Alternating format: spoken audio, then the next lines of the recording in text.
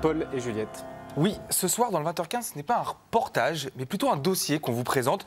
Un dossier sur un procès qui s'est tenu cette semaine à Paris et qui met en lumière un phénomène qui a pris de l'ampleur ces dernières années, les guet-apens homophobes. Juliette a enquêté sur ces affaires où les histoires sont souvent les mêmes. Des homosexuels vont sur des sites de rencontres, ils pensent discuter et prendre rendez-vous sur Internet avec d'autres homosexuels. Sauf qu'en fait, c'est un piège et au moment de la rencontre, ils se retrouvent face à des gens qui veulent, disons-le, casser du PD. Ce soir, on va commencer par entendre le témoignage d'un accusé à son procès aux assises.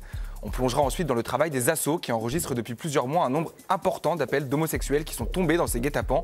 Enfin, on vous fera écouter une victime de ces guet-apens qui n'a jamais pu retrouver ses agresseurs. On commence donc par ce procès qui s'est ouvert et qui résume bien tout ce phénomène.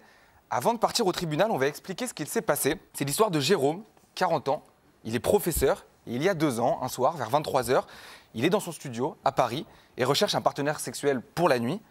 Jérôme se rend donc sur un site de rencontre. Il discute avec un homme qui se présente sous le pseudonyme Elias. Rapidement, ils conviennent d'un rendez-vous. Jérôme donne son adresse perso. Le rendez-vous aura lieu chez lui, dans son studio. Les 2 hommes ont convenu que la porte d'entrée de l'appartement serait ouverte et que Jérôme attendra le fameux Elias dans son lit. Sauf que ça ne va pas se passer comme prévu. En fait, 2 hommes vont surgir dans l'appartement, le frapper, le menacer, le traiter de sale pédé et le séquestrer pendant 60 heures. Profitant d'un moment d'inattention, Jérôme va réussir à prévenir la police qui intervient rapidement et interpelle en tout 3 hommes. Le procès a commencé mardi. Les 2 agresseurs sont incarcérés, mais une 3e personne, leur complice, lui, comparaît libre. Il avait comme rôle de vider le compte bancaire de la victime. Juliette a réussi à l'interroger.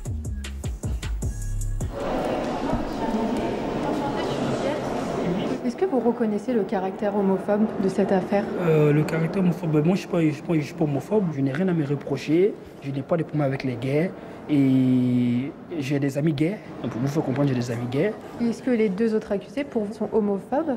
Non, ils ne sont pas homophobes, moi ils ne sont pas homophobes, mais jusqu'à présent je ne sais pas qu'est-ce qui s'est passé pour qu'ils s'en prennent à ces personnes. Pourtant il y a eu des insultes, il y a eu des sales pédés, il y a eu des moqueries sur leur orientation sexuelle. Est-ce que vous comprenez, est-ce que pour vous ça c'est homophobe? Oui, c'est homophobe, c'est méchant. C'est méchant de traiter quelqu'un de gay, de traiter de tout nom. Chacun est libre de faire ce qu'il veut de sa vie.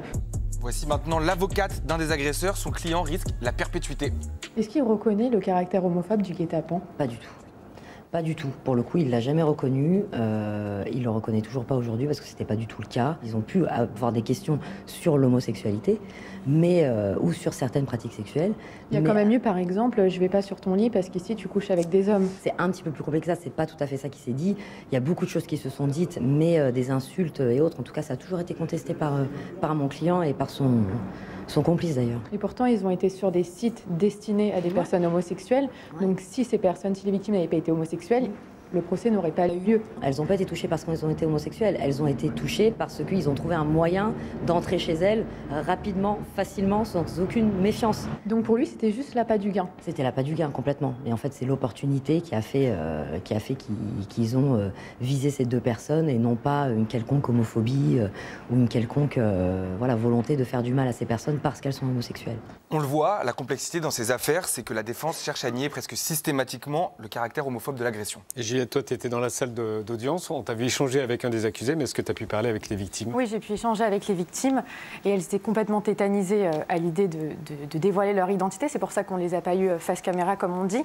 On a pu échanger avec elles, ce sont surtout 2 professeurs dans le public. Et il y a aussi un moment qui m'a marqué. À un moment, la présidente de la cour décide de diffuser des photos qui ont été retrouvées dans les téléphones portables des agresseurs. Parmi ces photos, il y en a une, on voit un homme, une victime, qui est assise, ligotée, le crâne en sang, totalement nu. Un des agresseurs pointe une arme sur sa tempe et l'autre agresseur immortalise ce moment avec un selfie. Une photo. Voilà. Et moi, ma première réaction à ce moment-là, c'est de regarder, parce qu'on est dans la salle d'audience, c'est de regarder le visage des victimes et le visage des agresseurs. Du côté, les agressés, elles baissent la tête, recroquevillées sur eux-mêmes. Et de l'autre côté, les agresseurs qui se cachent en rigolant, qui se cachent totalement et ils rigolent et commentent les photos ensemble. Paul, tu parlais tout à l'heure du rôle des associations. Oui, d'ailleurs, une association était partie civile dans ce procès. Il s'agit de Stop Homophobie. Juliette, t'es allée les rencontrer dans leurs locaux à Paris. Leur constat est sans appel. Non seulement ça s'est multiplié, mais ça devient extrêmement violent et les agresseurs sont vraiment de plus en plus jeunes. C'est que maintenant je vois 11 ans, 12 ans, 13 ans. Et effectivement, il n'a pas fallu longtemps pour recevoir un coup de téléphone d'une victime de guet-apens, Fabien, 38 ans. J'avais rendez-vous sur Grindr avec un gars qui m'a donné rendez-vous dans la rue. Et en fait, pas du tout. Quand j'ai attendu, il n'y avait personne. Et au bout de quelques minutes, il y a 3 gars qui sont pointés, qui étaient habillés tout en noir. Ils m'ont rattrapé, ils m'ont mis par terre.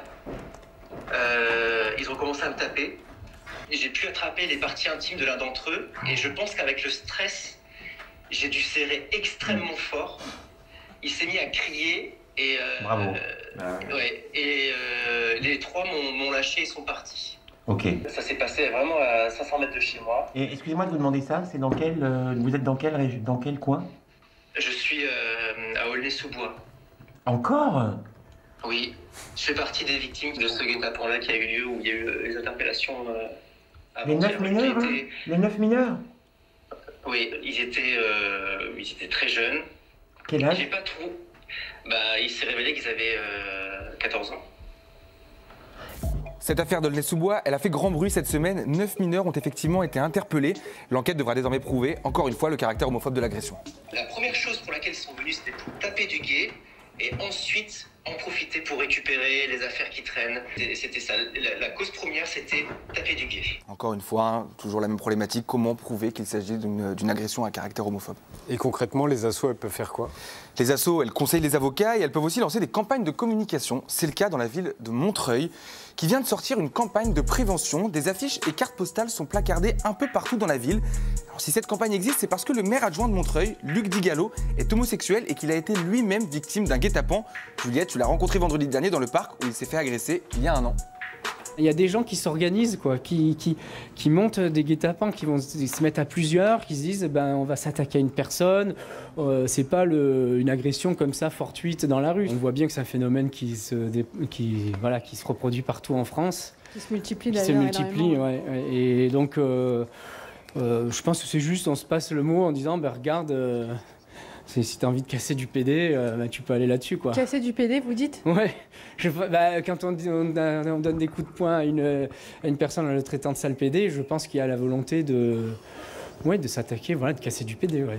Juliette, tu retiens quoi de cette enquête? Tout d'abord, il y a ce procès qu'on a suivi. Il dure jusqu'à mardi. Et il est très important parce qu'il y a un vrai enjeu dans ce débat, dans cette salle d'audience. C'est prouver ou réfuter le caractère homophobe. Et comme à chaque fois, les avocats des victimes vont devoir se battre pour prouver que les actes des agresseurs sont bien homophobes. Et une deuxième chose qui est importante, c'est si vous êtes victime de ces guet-apens, surtout première chose à faire, c'est déposer plainte. Et la deuxième chose, contacter les associations comme Stop Homophobie qui possèdent une ligne d'écoute accessible 24 heures sur 24.